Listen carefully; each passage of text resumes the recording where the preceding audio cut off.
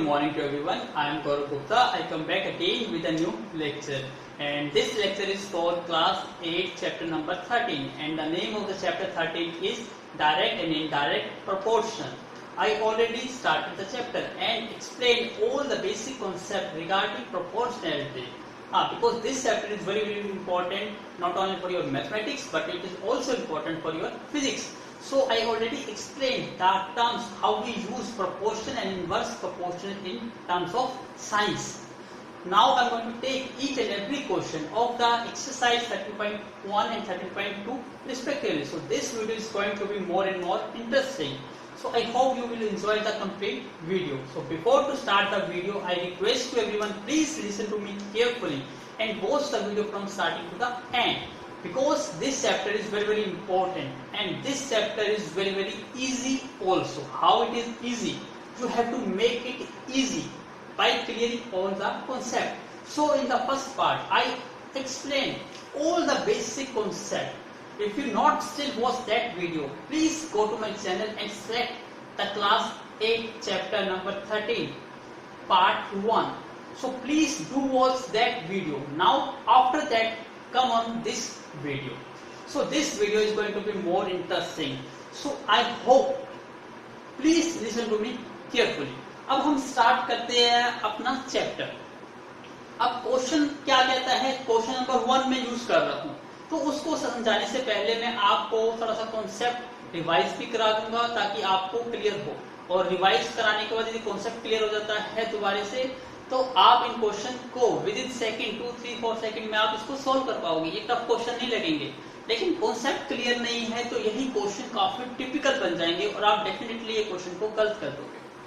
तो आपका main focus किस पे रहेगा? कॉन्सेप्ट पे रहेगा. अब मैं देखिए कॉन्सेप्ट क्लियर आपको करा चुका हूँ. जिन्होंने नहीं मेरी फर्स्ट वीडियो देखी है उनके लिए थोड़ा सा एक बेसिक से रिवाइज करा रहा हूँ. फॉर एग्जाम्पल, जैसे हमने एक फॉर्मूला यूज किया था, speed is equal to distance upon में टाइम. मैं यहां पे यूज करता हूं speed is equal to distance upon में टाइम. ये चीज आपको पता है. स्पीड का फॉर्मूला आप ये तो 4th क्लास में ही रीड कर लेते हो या 5th क्लास में रीड कर लेते हो. Speed is equal to distance upon में टाइम. लेकिन यहाँ पे हम अकॉर्डिंग टू 8th लेवल समझेंगे, थोड़ा डिटेल लेवल में समझेंगे. यहाँ पे जो स्पीड है वो किस पे डिपेंड करती है? डिस्टेंस पे डिपेंड करती है और टाइम पे डिपेंड करती है. तो यहाँ पे मैं 2 क्वांटिटी यूज कर रहा हूँ. ध्यान से समझिएगा इसको, कॉन्सेप्ट समझना है आपको. यहाँ पे मेरी फर्स्ट क्वांटिटी डिस्टेंस है एंड सेकेंड क्वांटिटी मेरी यहाँ पे क्या है? टाइम है. तो जितने भी क्वेश्चंस है आपके एक्सरसाइज 13.1 की या 13.2 के, तो आपको क्वेश्चन को पढ़ के सबसे पहले 2 क्वांटिटी को आइडेंटिफाई करना है कि हम किसके बारे में रीड कर रहे हैं. यहाँ पे डिस्टेंस और टाइम के बारे में रीड कर रहे हैं. तो ये 2 क्वांटिटी है. अब हमें इसके बाद नेक्स्ट स्टेप होता है कि इन क्वांटिटी को हमें एनालाइज करना है, समझना है कि ये दोनों क्वांटिटी क्या प्रोपोर्शनल है, डायरेक्ट प्रोपोर्शनल, या ये दोनों क्वांटिटी इनडायरेक्ट प्रोपोर्शनल है. तो वो पता करने के लिए मैंने आपको इसके एग्जांपल भी समझाए थे. अब दोबारा से थोड़ा सा बेसिक सा रिवाइज करा रहा हूं. आप ये देखिए, मैं सिंपल सा यहाँ पे एक छोटा सा एग्जांपल लेता हूं. ये आपका होम है और ये आपका स्कूल है, ठीक है. फिर मैं एक दूसरा एग्जांपल ले रहा हूं. ये होम है, यहां से मैं आपको ले लेता हूं जम्मू. अब आपको पता है होम से स्कूल तो हार्डली कितने किलोमीटर होगा? 5 किलोमीटर या 10 किलोमीटर. मैं 5 किलोमीटर लेट कर लेता हूं. तो डिस्टेंस कितना है आपका? 5 किलोमीटर. और टाइम लगा देता हूं आपको, सपोज करते हो टाइम 10 मिनट्स लगते हैं आपको.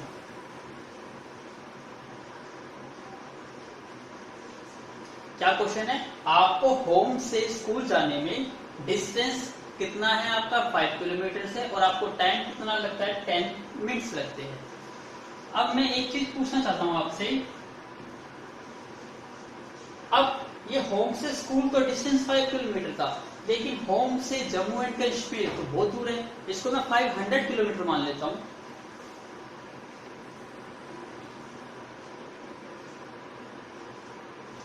तो आप ये बताइए, आपको टाइम कम लगेगा या ज्यादा लगेगा? आपका नेचुरली जब आपको दिख रहा है कि 5 किलोमीटर 10 मिनट्स में कवर करते हैं, तो 500 तो बहुत ज्यादा किलोमीटर हो गया, तो इसका मतलब बहुत ज्यादा टाइम लगेगा। इसका मतलब टाइम आपको मोर लगेगा, समझा? मोर का मतलब इंक्रीज, ज्यादा लगेगा। तो आपने देखिए डिस्टेंस क्या था, डिस्टेंस को इंक्रीज करा, 5 किलोमीटर से 500 किलोमीटर करा, आपने इंक्रीज करा, तो नेचुरली टाइम भी क्या हो गया, इंक्रीज हो गया। तो अब देखिए, जब आप एक चीज को इंक्रीज करते हो, अपवर्ड का मतलब होता है इंक्रीज, और दूसरी चीज भी इंक्रीज होती है, दोनों सेम डायरेक्शन में, या तो दोनों इंक्रीज या दोनों डिक्रीज, तो वो क्वेश्चन किसका होता है, डायरेक्ट प्रोपोर्शन का। इसका मतलब यहाँ पे स्पीड और डिस्टेंस और टाइम क्या है, प्रोपोर्शनल है। ये इंडिकेट करता है कि जितना ज्यादा डिस्टेंस कवर करोगे उतना ज्यादा आपको क्या लगेगा, टाइम लगेगा। तो ये क्वेश्चन डायरेक्ट प्रोपोर्शन का क्वेश्चन है। तो अब आपको कहता है कि ये बताइए कि कितना टाइम आपको लगेगा। तो जोन सा टाइम आपको फाइंड आउट करना है उसको आप लेट कर लो, एक्स वाई जेड जो भी लेट कर सकते हो। इसका मतलब आपको ये चीज फाइंड आउट करनी है, ये चीज फाइंड आउट करनी है। अब इसको फाइंड आउट कैसे करते हैं, सिंपल सा कॉन्सेप्ट होता है डायरेक्ट प्रोपोर्शन। पहला स्टेप था आपको दोनों क्वांटिटी को लिखना है, सेकंड स्टेप में आपको टेबल बनानी है, थर्ड स्टेप में आपको ये देखना है कि ये क्वेश्चन प्रोपोर्शनल का, डायरेक्ट प्रोपोर्शनल का क्वेश्चन है या इनडायरेक्ट प्रोपोर्शनल का क्वेश्चन है। अब आपको पता चल गया ये क्वेश्चन किसका है, डायरेक्ट प्रोपोर्शनल का क्वेश्चन है। यदि डायरेक्ट प्रोपोर्शनल का क्वेश्चन है तो इनको क्रॉस मल्टीप्लाई कर दो, उससे आपका आंसर आ जाएगा। याद रखिएगा, डायरेक्ट प्रोपोर्शनल का क्वेश्चन हो तो उसको क्रॉस मल्टीप्लिकेशन कर दीजिए, आपका आंसर आ जाएगा। अब मैं क्रॉस मल्टीप्लिकेशन करता हूं, अब ध्यान से देखिएगा, 5 इंटू एक्स, 5 मल्टीप्लाई क्या हो गया, एक्स। मैं यहां लिख देता हूं 5 multiply X is equal to, cross multiply कर रहा हूं ना, दिखाई दे रहा है आपको, जहां पे मैं क्रॉस मल्टीप्लाई कर रहा हूं, आपको सिंपल क्या करनी है, क्रॉस मल्टीप्लिकेशन करनी है। अब क्रॉस मल्टीप्लिकेशन आपने की, 500 को 10 से मल्टीप्लाई करिए, कितना आ जाएगा आपका,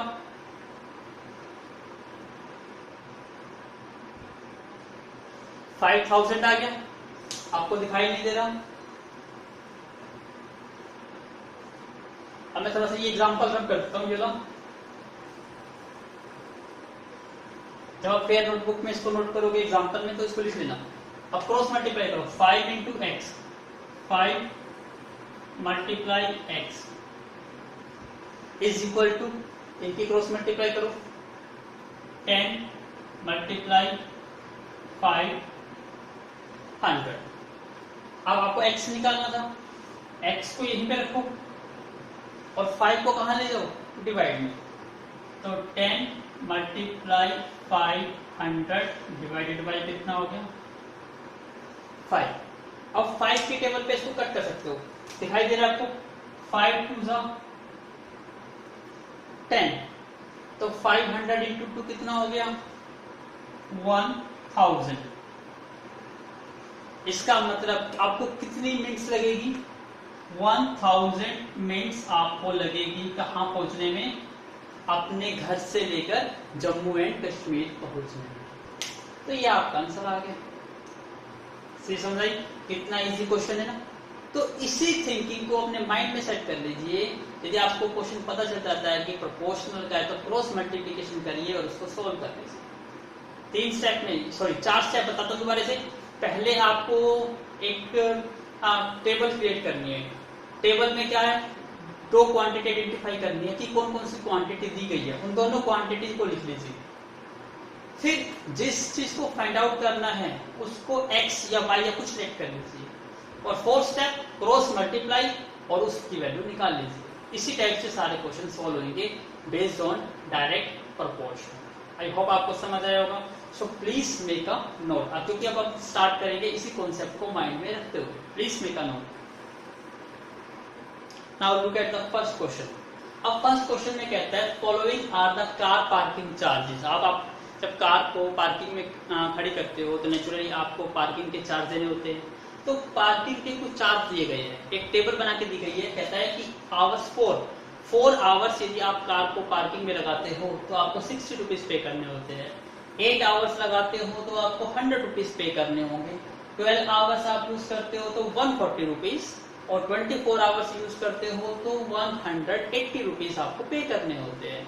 तो क्वेश्चन कहता है check if the parking charges in direct proportional to the parking time. इसका मतलब यहाँ पे दो चीज गिवन है, एक तो क्या है पार्किंग चार्ज और एक पार्किंग टाइम। ये चीज समझ आ गया। अब क्वेश्चन में कुछ फाइंड आउट करने को नहीं कहा, इसने तो जस्ट ये पूछा है कि ये क्या डायरेक्ट प्रोपोर्शन में है या नहीं, और आपको पता है कि डायरेक्ट प्रोपोर्शन में होंगे तो उनका रेशो क्या होना चाहिए, शुड बी कांस्टेंट होना चाहिए। तो मैं यहां लिख देता हूं फॉर डायरेक्ट प्रोपोर्शन के लिए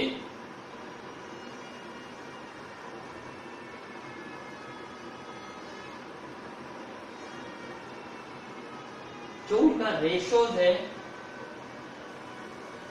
should be constant,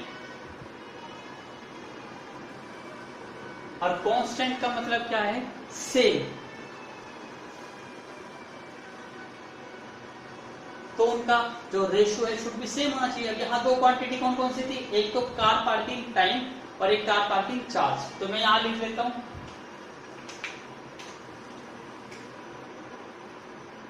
car parking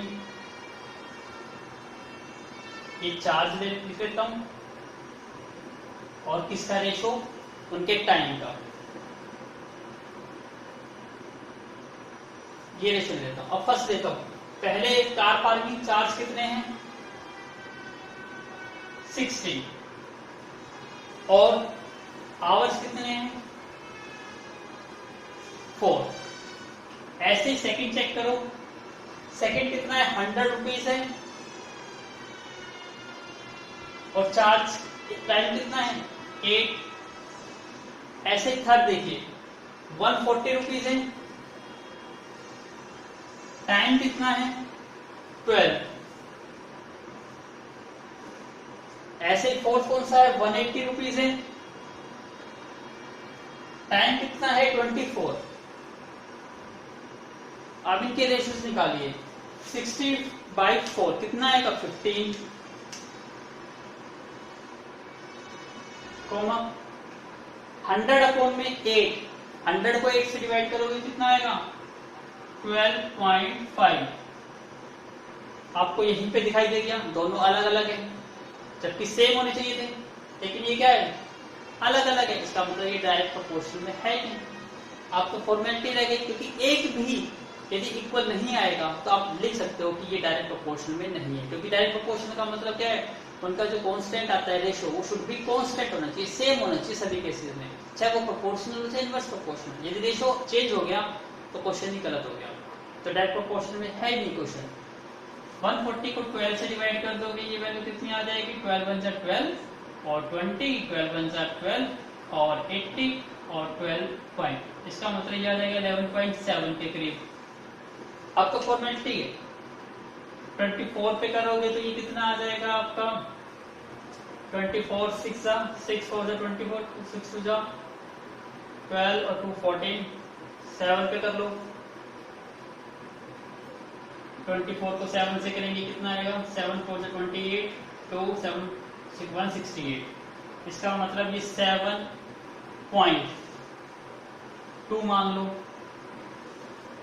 आपको दिखाई दे रहा है 15 12.5 11.7 7.2 ऑल आर डिफरेंट। तो क्या लाइन लिखो, all are different so they are not in direct proportional. तो आपका आंसर आ गया। तो जब भी इस टाइप से पूछ रहे हैं आपसे डायरेक्ट प्रोपोर्शनल में है या नहीं, उनके रेशियोज निकाल लीजिए, और रेशियोज को डिवाइड करके कौन सा रेशियो सबका सेम आता है तो डायरेक्ट प्रोपोर्शन है, तो नहीं। यही क्वेश्चन सेम टू सेम ऐसे आपको दो क्वेश्चन मिलेंगे आपको 6 पार्ट करते हुए आर डी शर्मा में, यही दो पहले क्वेश्चन है इसके। So please make a note. Now I am going to take the next question, question number 2। अब क्वेश्चन सेकंड को रीड करिए। ए मिक्सचर ऑफ पेंट, एक पेंट बनाया गया, उसको मिक्स करके बनाया गया। Is prepared by mixing 1 part of red pigment red pigment एक मटेरियल है, उसको यूज किया गया and with 8 parts of base. इसका मतलब रेड पिगमेंट का तो 1 पार्ट और जो बेस पार्ट है वो 8। तो यहाँ पे टेबल दी गई है, parts of red pigments is 1 और पार्ट्स ऑफ बेस इज 8। तो यदि आप एक पेंट का मिक्सचर तैयार करते हो तो उसमें 1 पार्ट तो रेड पिगमेंट डलता है और 8 पार्ट्स उसमें बेस के डलते हैं। ये एक आपको मिक्सचर दिया गया है। अब आपको पता है यदि आप मिक्सचर को और बनाना चाहते हो तो ध्यान से समझिएगा ये कि क्वेश्चन किसका है, ये प्रोपोर्शन का है या नहीं। मैं समझाने के लिए दूसरा एग्जांपल लेता हूँ। मिक्सचर की जगह मैं आपको शिकंजी की बात करता हूँ। शिकंजी तो आप पीते हो। अब शिकंजी का एग्जांपल लेता हूँ मैं आपसे कि यदि आप खुद घर पे हो, अकेले बैठे हो और आपको शिकंजी पीनी है, नेचुरली आप 1 गिलास शिकंजी पियोगे। उसमें मैं शुगर की बात करता हूँ। शुगर 1 चम्मच डाल दोगे और आप शिकंजी बना लोगे। अब बाई चांस मैं आपके घर चला जाता हूँ तो आप पियोगे, मैं पियोगे, 2 हो गए। तो अब आपको 1 गिलास पानी की जगह 2 गिलास पानी लेने होंगे। अब 1 चम्मच की जगह क्या है, 2 चम्मच लेने होंगे। अब आपके फ्रेंड भी आ जाए तो आप 2 गिलास की जगह 3 गिलास, 4 गिलास करोगे। तो चम्मच से शुगर जो है वो भी इंक्रीज करे। इसका मतलब क्या देखा, पहले आपके पास 1 गिलास था और 1 चम्मच शुगर थी। फिर आप और मैं आए 2 फ्रेंड, मतलब हम इंक्रीज हो गए, नंबर ऑफ पर्सन इंक्रीज हुए।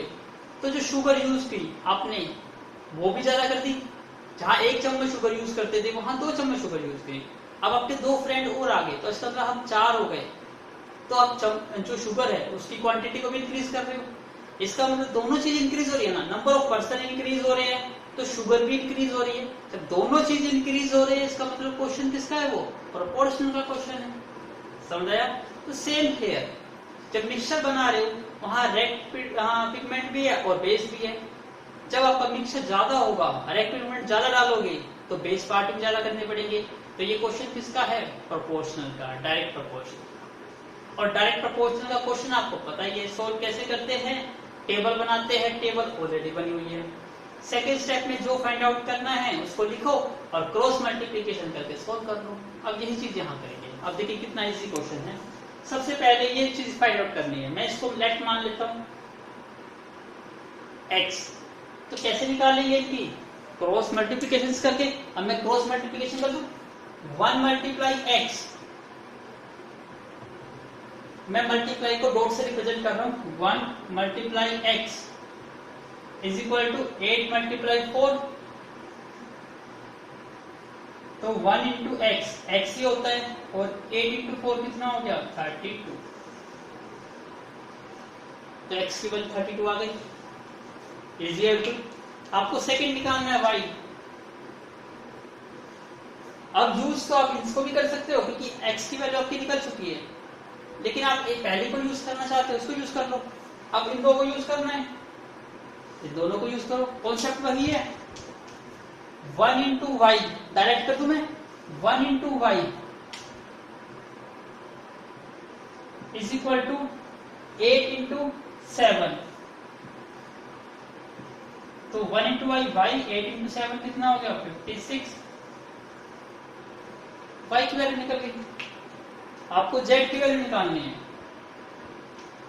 किस किस को यूज करना है, क्रॉस मल्टीप्लाई करो। अब मैं डायरेक्ट कर देता हूं थोड़ा सा, 1 इंटू जेड, जेड होता है, और 12 इंटू 8, 96 हो गया। कितना सेकंड लगा, 1 सेकंड लगा। ये फाइंड आउट करना है। इसको डब्ल्यू लेट कर लेता हूं। किस किस को यूज करना है, इसको करो, 1 इंटू डब्ल्यू, डब्ल्यू 20 इंटू 8, 160 हो गई टेबल। फिर इजी क्वेश्चन था। तो जस्ट आपको यदि ये आइडेंटिफिकेशन करना आ गया कि प्रोपोर्शनल क्या है और इनवर्स प्रोपोर्शन क्या है, फिर ये क्वेश्चन तो आपको कहोगे ये तो बच्चों के क्वेश्चन है। सो please make a note. Now look at the question number 3.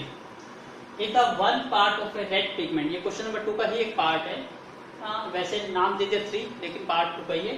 If one part of a red pigment require 75 ml of base. वहां पे बेस पार्ट्स में था, यहाँ बेस किस में है, ml बेस। आपको पता है कि दो चीज को आइडेंटिफाई करना है। यहाँ पे दो चीज क्या है, एक तो रेड पिगमेंट है और एक बेस है, तो आप उसी की हेडिंग बनाओगे। तो मैं लिख देता हूँ, ये तो क्या हो गया, रेड पिगमेंट, और ये यहाँ पे क्या हो गया, बेस पार्ट।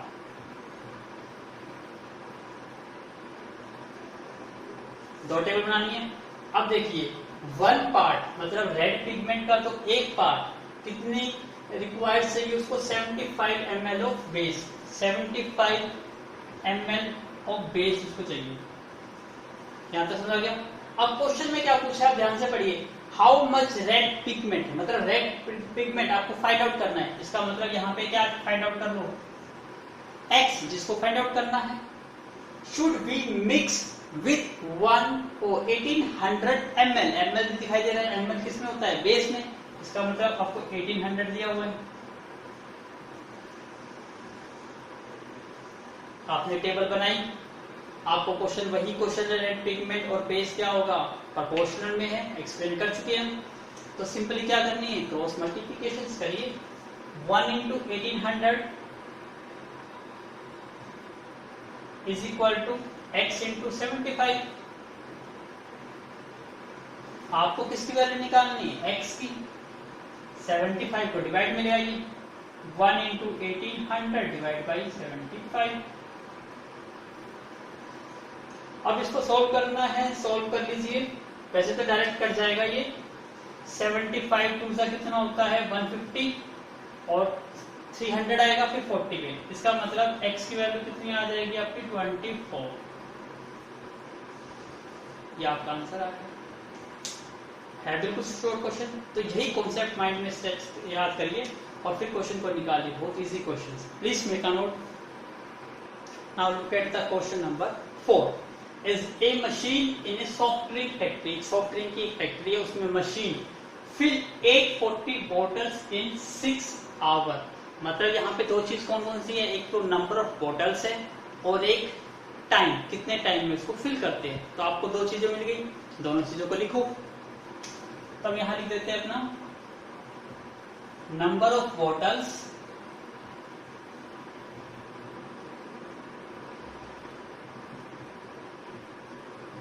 और दूसरी चीज क्या लेंगे हम, टाइम टेकन टू फिल, कि उनको फिल होने में कितना टाइम लगता है। अब ये टेबल बनानी है हमें। क्या गिवन था, 840 बॉटल्स है, टाइम कितना लगता है 6 आवर्स।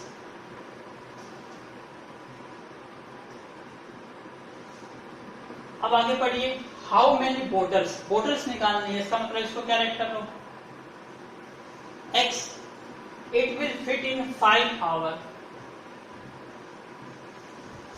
अब क्वेश्चन देखिए कि किस चीज का है। अब देखिए, अब गर्मी का सीजन है, आपको पता है, आप जब फ्रिज में से एक बोतल पानी की ले लेते हो तो मम्मी जब से कहती है पीने के बाद इस बोतल को भरना पड़ेगा, करते हो। तो नेचुरली आप ध्यान से देखिए, जब आप एक बोतल को भरते हो और आपको कितना टाइम लगता है, और मम्मी ये कह दे कि 10 बोतल भरनी है तुझे, तो तुझे टाइम आपको क्या लगेगा, ज्यादा लगेगा कम लगेगा, ऑब्वियसली ज्यादा ही लगेगा। मतलब जब आपने बोटल्स को ज्यादा किया, इंक्रीज करा, तो टाइम भी आपको क्या लगा, इंक्रीज, जिसका मतलब दोनों चीज इंक्रीज हो रही है। तो ये क्वेश्चन किसका है, प्रोपोर्शनल का क्वेश्चन है। और आपको पता है प्रोपोर्शनल के क्वेश्चन को कैसे सॉल्व करते हैं, क्रॉस मल्टीप्लिकेशन। तो डू क्रॉस मल्टीप्लिकेशन। तो 840 multiply by 5 is equal to 6 multiply x। आपको x की वैल्यू निकालनी है, x को इन पे रखो, 6 को डिवाइड में ले जाओ, 840 मल्टीप्लाई 5 डिवाइड बाई 6। अब 6 के टेबल पे ये कट जाएगा, काटो, 6 1 जा 6, 24 6 4 जा 24, 140, और ये कितना आ गया 700।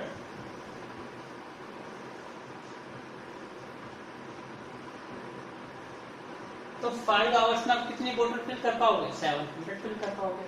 बन गया ना easy question. So please make a note. Now look at the question number 5। अब क्वेश्चन नंबर 5 क्या कहता है उसको समझिए कि एक photograph of A bacteria enlarge. आपको पता है बैक्टीरिया क्या होता है, पानी में भी बैक्टीरिया होता है। आप उसको देखने के लिए क्या करते हो, आप माइक्रोस्कोप यूज करते हो ताकि उसका साइज क्या हो जाए, बड़ा दिखाई दे आपको, ताकि आप उसको अच्छी तरह देख सको। तो वही चीज यहाँ पे हो रही है।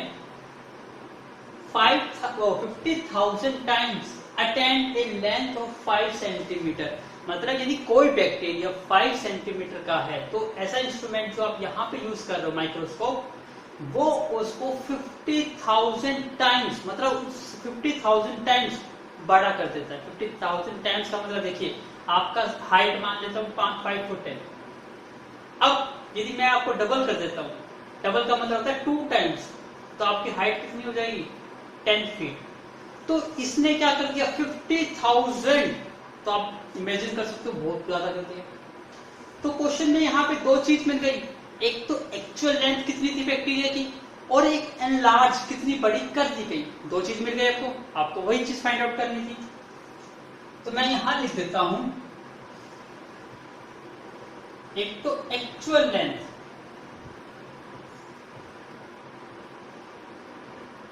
और दूसरी कौन सी चीज यूज कर रहे हैं हम, एनलार्ज टाइम। एनलार्ज मतलब जो बड़ी कर दी गई। एक्चुअल लेंथ कितनी थी, 5 सेंटीमीटर की बैक्टीरिया की, और एनलार्ज कितनी कर दी गई, 50,000 टाइम्स। समझाए, तो 50,000 टाइम्स उसको इंक्रीज कर दिया गया। अब आगे पढ़िए, what is the actual length. अब आपको एक्चुअल लेंथ बतानी है। एक्चुअल लेंथ तो यही है, इसका मतलब इसको क्या लेट कर लो, x। If the photograph is enlarge, कितनी एनलार्ज हो गई, 20,000।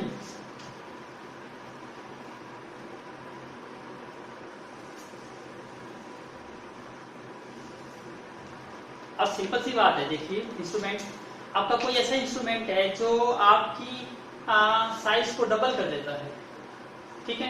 अब आपकी हाइट यदि 4 फीट है तो वो कितना इंस्ट्रूमेंट डबल कितना कर देगा, 8 फीट बना देगा। अब यदि आपकी हाइट 4 फीट की बजाय 5 फीट है, आपने हाइट को इंक्रीज कर दिया 5 फीट, तो एनलार्ज भी कितना हो जाएगा, 8 से 10, क्योंकि 5 का डबल कितना हो गया, 10।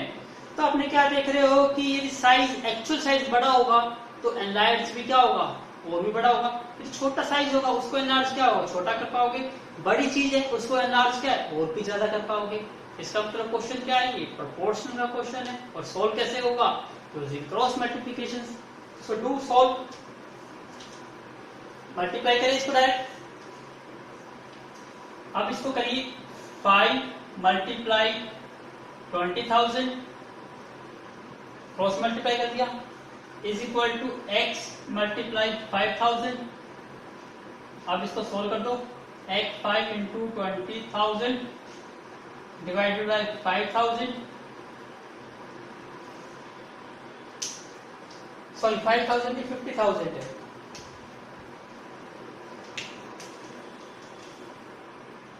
अब दिखाई दे रहा है आपको 4 0 से, तो 4 0 कैंसिल आउट हो गई,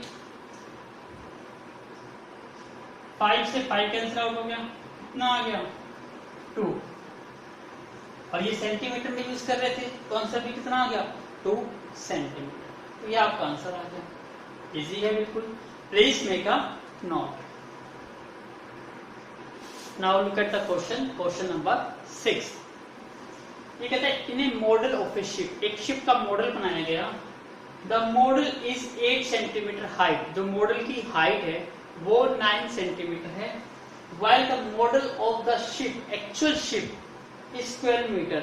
मतलब जो एक्चुअल शिप है उसकी हाइट 12 मीटर थी, लेकिन हमने उस 12 मीटर का तो बना नहीं सकते मॉडल, तो उसकी हाइट हमने यहाँ पे क्या मान ली, 9 सेंटीमीटर। तो यहाँ पे दो चीज आ गई, एक तो क्या आ गया एक्चुअल, और एक क्या आ गया जो हमने बनाया। तो दो चीज लिख ले, तो क्या क्या लिखेंगे हम यहाँ पे, एक तो एक्चुअल लेंथ की बात नहीं कर रहे, यहाँ पे हाइट की बात कर रहे हैं, तो एक्चुअल हाइट। दूसरी क्या चीज बात कर रहे हैं, मॉडल हाइट, कि मॉडल में हमने कितनी हाइट यूज करी है और एक्चुअल में हाइट कितनी है। मॉडल की हाइट कितनी बनाई हमने, 9 सेंटीमीटर, जबकि एक्चुअल में हाइट कितनी है, 12 मीटर। नेक्स्ट पार्ट रीड करिए, if the length of the ship is 28 metre, मतलब लेंथ कितनी दे दी, 28। ये किसकी बात कर रहे हैं हम, लेंथ की। यदि लेंथ 28 मीटर है तो how long is the model ship, तो मॉडल शिप की लेंथ कितनी होगी, इसका मतलब ये आपको निकालना है। अब आपको ये पता है, अब 12 मीटर है, एक हाइट है शिप की, तो उसको आपने 9 सेंटीमीटर से रिप्रेजेंट कर रहा है। यदि मॉडल की हाइट 12 की जगह 24 होती, डबल होती, तो नेचुरली जो मॉडल की हाइट थी उसको भी डबल करना पड़ता आपको। सिंपल सी कॉमन सेंस की बात है। तो क्या दिखाई दे रहा है, ये क्वेश्चन भी किसका है, प्रोपोर्शनल का, क्योंकि जितनी बड़ी लेंथ होगी उतनी ज्यादा आपको मॉडल की शिप भी दिखानी पड़ेगी। ये तो नहीं होगा कि छोटी कर सकते हो, नहीं कर सकते। तो क्वेश्चन किसका है, ये प्रोपोर्शनल का। तो क्वेश्चन प्रोपोर्शनल का है, सोल्व करना आपको पता है, क्रॉस मल्टीप्लिकेशन। अब याद रखिए, यहाँ पे जो पजल करने वाली बात है, वैसे तो आप डायरेक्ट कर सकते हो, यहाँ पे मीटर है और यहाँ पे क्या है, सेंटीमीटर। लेकिन आपको पता है मीटर और सेंटीमीटर को आपको एक ही चेंज करना होगा यदि आप कैलकुलेट कर रहे हो। तो कैसे कैलकुलेट करेंगे इसको, या तो इसको आप सेम रख सकते हो, 12 मल्टीप्लाई x, क्योंकि हम आंसर किस में निकाल देंगे, सेंटीमीटर में।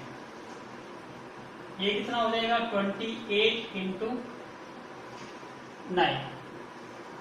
तो x की वैल्यू कितनी आ गई, 28 मल्टीप्लाई 9 डिवाइड बाई 12, क्योंकि हमें यहाँ मीटर में यूज कर रहे हैं, यहाँ सेंटीमीटर में, इसलिए हम ये सेम रख सकते हैं। तो कट कर दो, 3 3 जा 4, 3 3 जा 9, 3 4 जा 12, 4 7 जा 28, 7 इंटू 3 कितना हो गया, 21 सेंटीमीटर। तो आपका आंसर कितना आ गया, x is equal to 21 centimetre. Easy है, याद रखिएगा, ये सेम होनी चाहिए। यदि यहाँ पे मीटर है, यहाँ पे सेंटीमीटर है, तो आपको चेंज करना पड़ेगा। लेकिन जब ये दोनों सेम है तो आंसर भी हमारे दोनों सेम नहीं आएगा। तो ये सेंटीमीटर में, तो आंसर भी किसमें आएगा, सेंटीमीटर में ही आएगा। तो इसमें चेंज करने की जरूरत नहीं है। सो please make a note. Now look at the question number 7. Question number 7 में कहता है, suppose 2 kg of sugar contain 9 into 10 raised to the power 6 crystal। मतलब यहाँ पे क्या दे रखी, एक तो शुगर की क्वांटिटी दे रखी है 2 kg, और उसमें शुगर में पता है आपको, शुगर में क्रिस्टल होते हैं, टुकड़े होते हैं ना चीनी के, तो उसको क्या कहते हैं, क्रिस्टल। तो वो नंबर ऑफ क्रिस्टल दिए हुए हैं, दो चीज मिल गई हमें तो फोकस दो चीज पे ही करना है। तो हमारे यहाँ पे क्या आ गया, एक तो शुगर वेट आ गया, और शुगर में कितना है, नंबर ऑफ क्रिस्टल।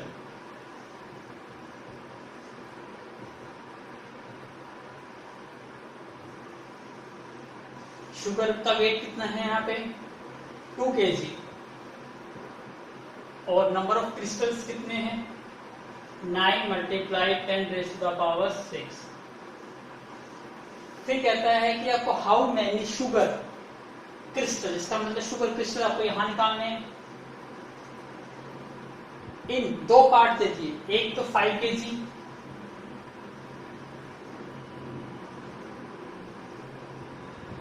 एक सेकंड पार्ट भी है 1.2 kg।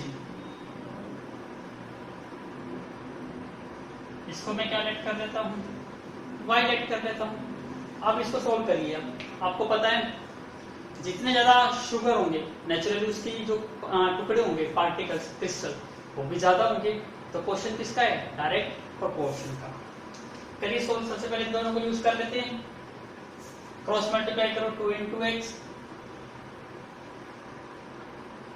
Is equal to 5 multiply 9 multiply 10 raise to the power 6। इसको सोल्व करिए। x 5 multiply 9 multiply 10 raise to the power 6 divide by 2।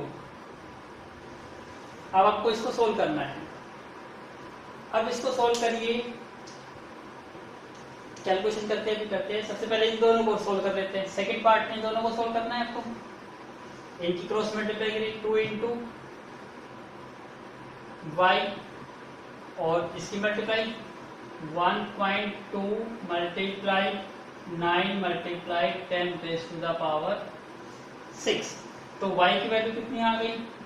1.2 multiply 9 10 raise to the power 6 divide by 2। अब ये point में आ गया, तो हम वैसे तो अपने अकॉर्डिंग कर सकते हैं, लेकिन आंसर यदि प्रॉपर मैच करना है बुक के अकॉर्डिंग तो उसके अकॉर्डिंग हम आंसर निकाल सकते हैं। यदि हम 5 देखिए, 5 किसी से डिवाइड तो 2 किसी से डिवाइड तो होता नहीं। यदि 2 को हम 5 से डिवाइड करें तो कितना आएगा? ये 2.5 आएगा। ये वैल्यू यहीं पे आएगी। क्या मैं देखो थोड़ा सा इसको और सिंप्लीफाई कर देता हूँ, इसको लिख देता हूँ। 5 इंटू 9 कितना हो गया? 45 multiply 10 raise to the power 6 divide by 2। 2 की टेबल से इसको कट कर दो। 2 की टेबल पे कट करेंगे इसको, कितना आएगा? 22.5 यही आएगा। तो आपका आंसर कितना आ गया? यहां लिखता हूं मैं 22.5 मल्टीप्लाई ये value as it is 10 raise to the power 6। ये आपका आंसर आ गया। बुक के अकॉर्डिंग आंसर मैच करता हूँ। यस, बुक के अकॉर्डिंग भी आंसर यही गिवन है, 22.5। इतना समझा क्या? सिंपली क्या करा है? 9 इंटू 5 45। अब 45 को 2 से डिवाइड करोगे तो 45 का हाफ कितना होता है? 22.5 into 10 raise to the power 6 as it is. ऐसे इसको सोल्व करिए। 1.2 को 9 से मल्टीप्लाई करते हो, 12 9 से कितना होता है? 108 होता है। सिंपल सी बात कर रहा हूं ना मैं, यहाँ पे दिखाई दे रहा है ना 108। और पॉइंट है तो पॉइंट में कितना आ जाएगा? 10.8 divide by 2 into 10 raise to the power 6। 10.8 का हाफ कितना हो गया? 5.4 into 10 raise to the power 6। ये आपका आंसर है किसका? सेकंड पार्ट का। समझ आया आपको? सिंपल मैंने क्या करा, 1.2 को 9 से मल्टीप्लाई करा तो 10.8 आया। अब उसको डिवाइड करूंगा, 2 5 10, 2 4 8 तो 5.4 आ जाएगा और इसको एज इट इज रखा मैंने। तो ये आपका आंसर आ गया। तो इस टाइप की कैलकुलेशन आ जाए तो कितनी टफ नहीं है, आप सिंपल एज कैलकुलेशन कर सकते हो इस टाइप से। सो please make a note. Now look at the board. Question number 8। Rashmi has a road map, उसके पास रोड मैप है with a scale of 1 centimetre representing 18 kilometre. अब पता है आपको, कोई मैप बनाते हो तो यदि रोड आपका 18 किलोमीटर का है तो पेपर पे तो आप बना नहीं सकते। इसका मतलब क्या है, उसको आप किसी न किसी छोटे स्केल से रिप्रेजेंट करोगे। तो 18 किलोमीटर को रश्मि ने किससे रिप्रेजेंट करा है? 1 सेंटीमीटर की लाइन सेगमेंट से। तो यहाँ पे क्या दो चीज आ गई, एक तो एक्चुअल लेंथ हो गई, एक लेंथ ऑन मैप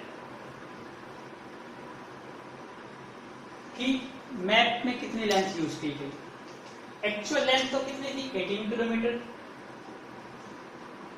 और रश्मि ने उसको किससे रिप्रेजेंट करा? 1 सेंटीमीटर से। Question clear? अब क्या कहा उसने? She drives on A road for 72 kilometre. 72 kilometre, naturally kilometre किसमें है? एक्चुअल में।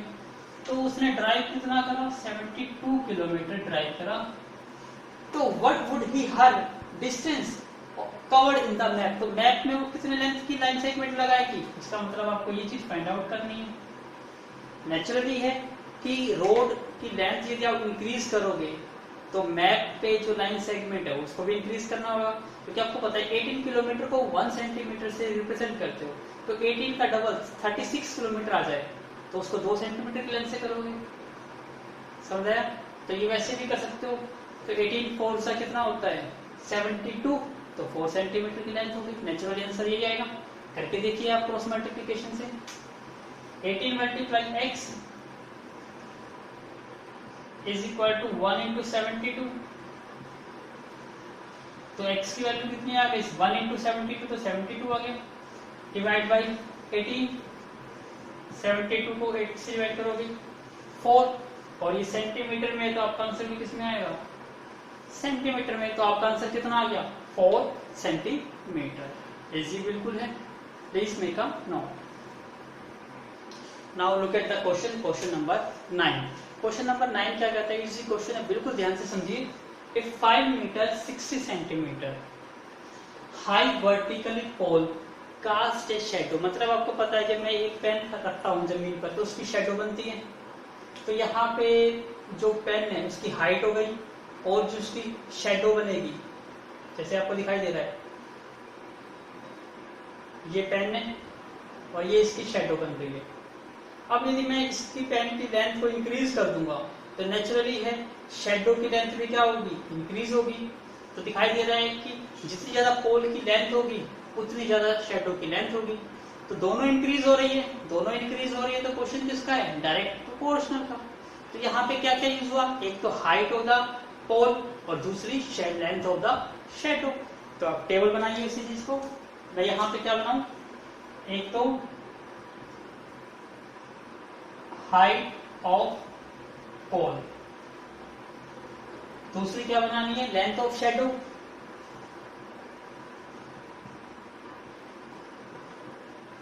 Length of shadow. तो अब यहां देखिए क्या क्या दिया हुआ है कि 5 मीटर 60 सेंटीमीटर हाई, हाई मतलब हाइट, इसका मतलब 5 मीटर 60 सेंटीमीटर। अब ये कंफ्यूजन करने वाले आ गया, 5 मीटर भी है सेंटीमीटर, इसको एक में चेंज करना होगा, सेंटीमीटर में कर लो, इजी है। 5 मीटर में सेंटीमीटर कितने होते हैं? 100। तो 500 सेंटीमीटर प्लस 60 सेंटीमीटर, तो ये कितना हो गया? 560 सेंटीमीटर। ऐसे ही शैडो कितनी है? 3 मीटर 20 सेंटीमीटर। 3 मीटर 20 सेंटीमीटर, तो कितना बन गया ये? 300 ये प्लस 20, तो 320 सेंटीमीटर। यहां तक समझ आ गया? अब हमें ऊपर वाली वैल्यू भी देखनी, हमें तो ये वैल्यू देखनी है हमें।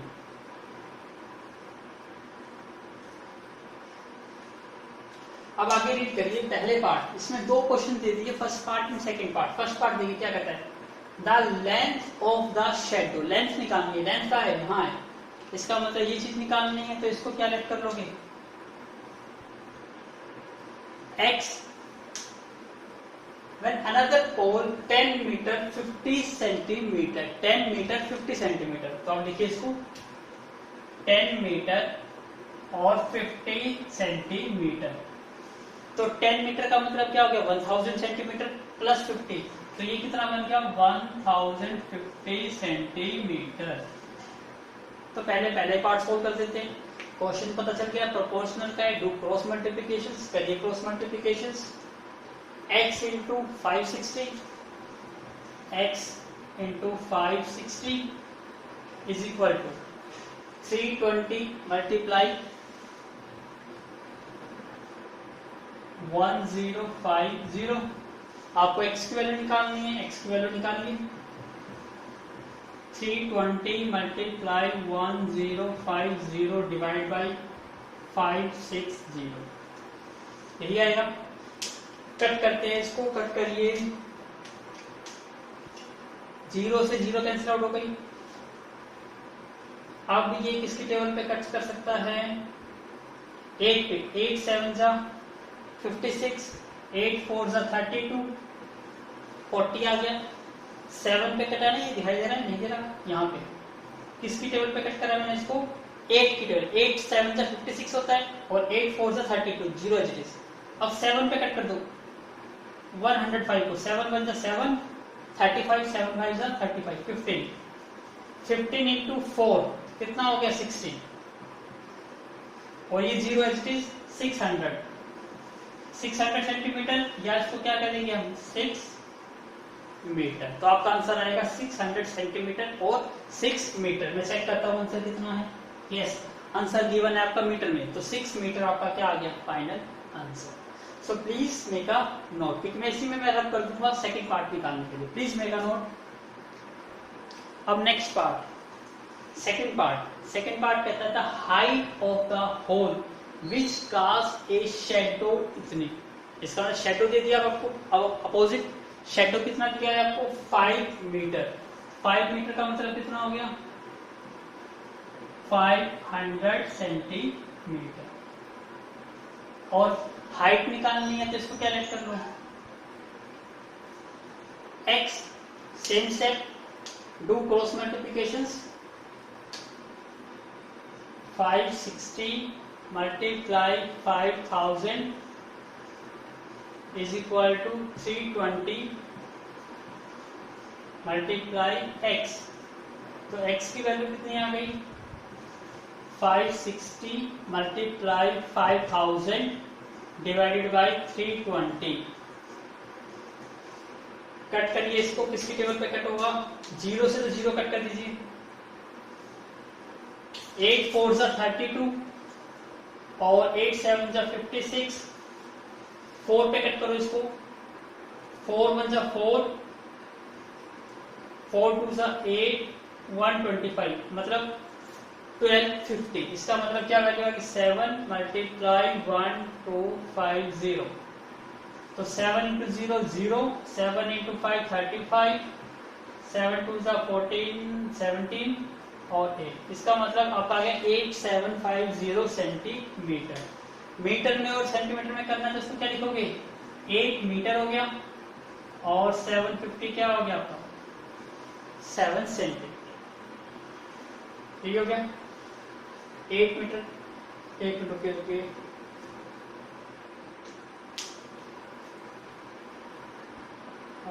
7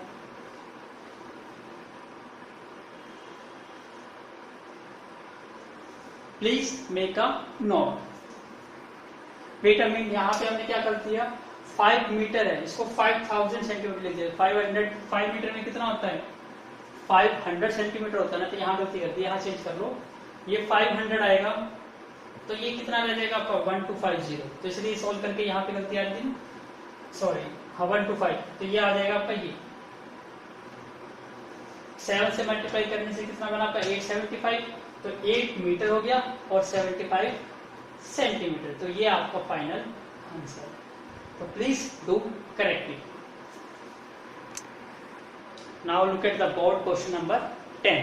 ये कहता है कि ए लोडेड ट्रक, एक फुली लोडेड ट्रक है जो मतलब सामान है उस ट्रक में, ट्रेवल करता है 14 किलोमीटर इन 25 मिनट्स। इसका मतलब क्या है डिस्टेंस ट्रेवल करता है 14 किलोमीटर कितने टाइम में 25 मिनट्स में। दो चीज मिल गई, दो क्वांटिटी, कौन कौन सी, एक तो डिस्टेंस और एक टाइम।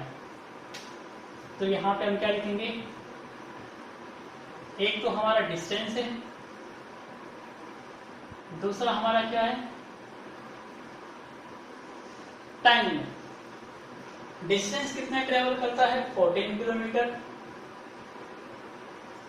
और टाइम कितना लेता है 25 मिनट्स। अब आगे रीड करिए, if the car speed of the car remains constant, क्योंकि यहाँ पे दो चीज चेंज हो रही है तो तीसरी चीज को क्या होना चाहिए कांस्टेंट होना चाहिए। तो स्पीड यहाँ पे क्या है कांस्टेंट है। हाउ फार, फार का मतलब डिस्टेंस, इसका मतलब डिस्टेंस निकालना है आपको। इट ट्रेवल इन 5 आवर्स में, 5 आवर्स। नेचुरली ये मिनट में है तो इसको भी मिनट में चेंज करना पड़ेगा तभी सोल्व होगा। 5 आवर्स का मतलब क्या होता है, एक आवर में 60 मिनट, तो 5 इंटू 60 कितना हो गया 300 मिनट्स। दोनों सेम में आ गए, आप सोल्व कर दीजिए। आपको यही पता है तो कितनी बार इसका डिस्टेंस और टाइम क्या होते हैं डायरेक्ट प्रोपोर्शनल होते हैं। तो cross multiply 14 multiply 300 is equal to multiply x multiply with 25। x की वैल्यू निकालनी है, 25 को डिवाइड में ले जाओ, 14 इंटू 300 डिवाइड बाई 25। 25 की टेबल पे डायरेक्ट ही कट जाता है, किस पे जाएगा 12 पे, क्योंकि 25 12 से कितना होता है आपका 300 ही होता है। 14 2 सा 28 और 16 मतलब 168। तो आपका आंसर आ जाएगा x is equal to 168 kilometre. ये आपका फाइनल आंसर आ गया। So please make a note. So we did complete our exercise 13.1। I hope आपको ने एंजॉय भी किया होगा और क्वेश्चन देखे होंगे कितने इजी क्वेश्चंस है। तो जब आपको कॉन्सेप्ट क्लियर होता है तो ये क्वेश्चन बहुत इजी बन जाते हैं। तो फिर सॉल्व करना तो कोई बड़ी बात नहीं, कोई छोटा बच्चा भी सॉल्व कर सकता है क्रॉस मल्टीप्लिकेशन। मेन फोकस किस पे था? फाइंड आउट करना कि ये क्वेश्चन प्रोपोर्शनैलिटी का क्वेश्चन है या इनवर्स प्रोपोर्शनल का क्वेश्चन है। तो जो सेकंड एक्सरसाइज है 13.2 वो इनवर्स प्रोपोर्शन के क्वेश्चन पे है। तो वो भी एक्सरसाइज बिल्कुल सिंपल है। तो we will meet very soon taking the new lecture on 13.3। तो आप यहाँ तक अपने इसको फेयर नोटबुक में नोट करके कंप्लीट कर सकते हो। और यदि आपके पास आर.डी. शर्मा या दूसरी बुक्स है तो उसके क्वेश्चन भी आप ट्राई टू डू सॉल्व कर सकते हो। और यदि कोई प्रॉब्लम आती है तो you can do on me WhatsApp number पे भी व्हाट्सएप कर सकते हो और you can do comment on my YouTube channel पे भी कमेंट कर सकते हो, ताकि मैं उस क्वेश्चन को नेक्स्ट वीडियो में क्लियर करा पाऊंगा विद दिस लेक्चर के साथ। So thank you once again for watching my video from starting to the end. We will meet very soon taking the new lecture on 13.2. Thank you once again.